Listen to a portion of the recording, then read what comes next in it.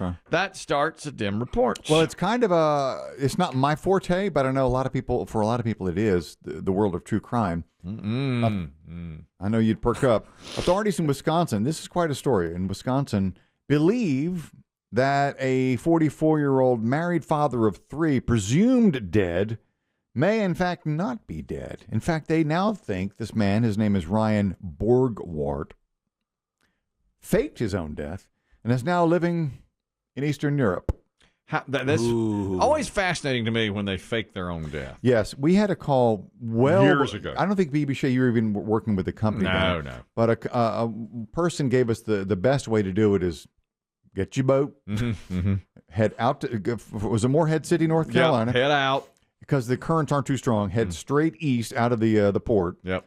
Jump off, swim back, and then the boat will just drift until it runs out of gas. And then it'll be found, and people will assume you had issues and you drowned at sea. I just watched. And they say it's an easy swim back. Yes. Now, I just watched this show, Bad Monkey. A little bit of a spoiler here.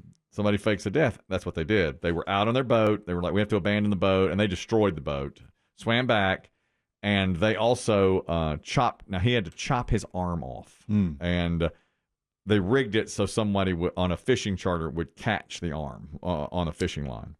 And so, wow. So you think he's dead because the first thing you see is the arm is caught. That's DNA. That's fingerprints. It's like, oh, yeah. At first, he says to his wife, he's like, I've already thought about this. I'm going to cut off my ring finger and my little finger. She goes, oh, you got to go bigger than that. You know, nobody's going to buy that. He's like, you think I should take the whole wrist? And she goes, got to go up above the elbow.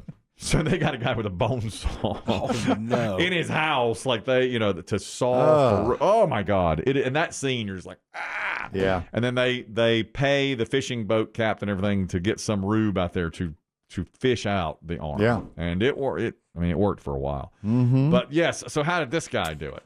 A boat. Yeah, a much smaller boat. This is a kayak. Mm-hmm. The last time anybody saw Ryan was August the 12th. Kayaking on Green Lake. Mm-hmm. I think they say it's 100 miles from Milwaukee. Mm-hmm. Local authorities located Ryan's kayak overturned and his life jacket the same day. They searched the lake, which I think I read this morning was 220 feet deep in some places. Right. Wow. 220 feet deep. Yep. And so if you don't find the body, you just say, well, they searched for 2 months. Yeah. No body. Yeah. Now investigators say, however, the case has changed, and they suspect that Ryan faked his death and fled to Europe. Authorities have evidence that indicates he took out a $375,000 life insurance policy in January of this year and had been communicating with a woman from Eastern Europe. They got all this because his wife said, here's his laptop. Oh, she turned it over. Yeah, so he's cheating on you. He's cheating, of course. He's cheating on her with some hottie from Eastern Europe and fakes his death to move over there. But how do you buy an airline ticket? You get a fake passport? Yes, yeah. He had 2 passports, and he apparently had he tried to wipe everything, all the evidence that he could off of his laptop. Yeah, but it's the laptop they do a deep dive. This forensic computer science now. They some of the questions he asked were how to move money from foreign banks.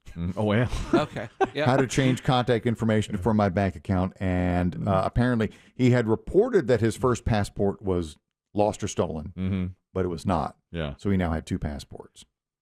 But if he's traveling, like he's got to have a fake. You have to have a fake name. It can't be the same name. So right? they believe he's now living with this strange one.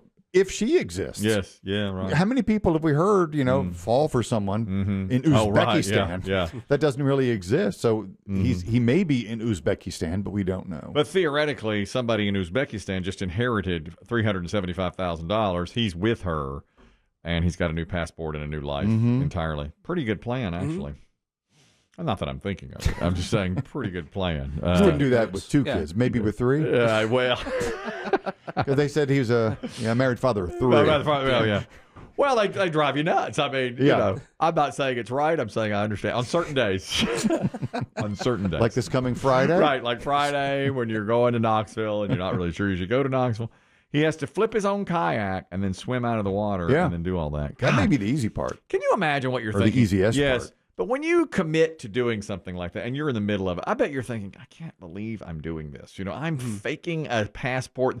Plus, if they ever drag him back here, they search that lake for 2 months. I would give him the finger and say, you made us dive in that lake for 2 months. Muck. In the muck and the mud in the heat of the summer for 2 months, you kayak ass. Is that illegal to fake your own death? Oh, I think it is. Yeah, I think so. Don't you think? Is it? Well, I guess for the way he did it, he frauded the Well, that's insurance. insurance fraud, it sounds like. And But like, you- if you just want to get away, like, I mean, is that illegal? I think it is. To get away? I think it is Yeah, because like they'll waste resources searching for you. Right? I mean, That's not technically illegal, No. right? What if they, I think it. Well, let's put it down for Lisa Lanier, All right. our attorney. We're talking to her Thursday this week, so we'll ask her. If you would just want to change your life? Yeah. Yeah. I'm like, no money, no passport stuff. Like, you just Want to get away. you overturn the kayak and then you just leave. You don't want your family to even know you exist. Exactly. You right. just kind of abandon your life. Yeah. But you are, I guess, defaulting on car loan, house loan. Yeah. Well, what if it's all paid off? Yeah. I mean, Let's say you're you. Yeah. You're living with your parents. Oh, you're you. Debt free? You're debt free. You're living with your parents. You have a car that's paid for. You flip over your kayak. Well, that'd be the first clue. He's in a Come on. he's definitely dead. Oh, wow. Come on. There's somebody. When was he last seen kayaking? You sure?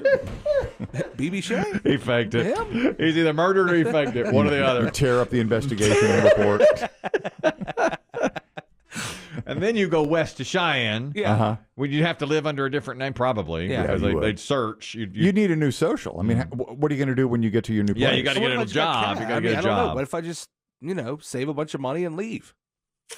I mean, you could know. leave the Just live off country. the Yeah, land. you could leave and live off the land in wherever and not get a job. Once you get a job and put your social security number down, they'll find you. Sure. Unless they're not looking anymore. Yeah. Maybe that's the way to do it. If you have no debt and nobody really cares, you could Like you. I mean, we're just describing you. Yeah. You save $50,000. You flip your kayak, move to Cheyenne, and you live off that $50,000 for a year. And then by the time you get a new social security number, who'd care? They're not looking anymore. It's like that's. But you're going to turn up deceased though when you start to pay taxes. That's the thing, right? Mm-hmm. Eventually, you got to register yourself. Yeah. Because it's hard to live off the grid. So at that level, with the BB Shea plan, you may need to leave the U.S. yeah, you'd have Yeah. to. Because Move to El Salvador. the taxes are good. But I wouldn't want to leave the United States. I want to stay right here. You're spoiled. Well, I am, and I always say Cheyenne because that was my plan. When things weren't working out for me and I thought I was in a dead-end job and no relationship, I thought I'm just going to drive west and stop. And I thought Cheyenne sounded like a good place. Years later, I heard that was and you can't really run from your problems. You just can't. You got to just stay where you are and deal with them. Wow. That's the truth. I've learned that over the years. Now I'll be running Thursday. Cross state lines. Cross state lines, going to Tennessee on Fridays when I'm running from my problems. Like, look how I handled last night. I made that gaffe. I said the word courage. I totally screwed it up. I got called a dickhead and a a-hole. And how did I handle it? Got right in my minivan, ran home. You know what else I did? Oh, I should bring this up tomorrow. I stopped at the old trading post and bought a bunch of peanut butter cups to drown my sorrows. In the car? But when I got in line, I said, no, I can't. And I just ran out the door. I'm not worthy. I ran out the door. That's a part of it I didn't tell you. Shame. More shame.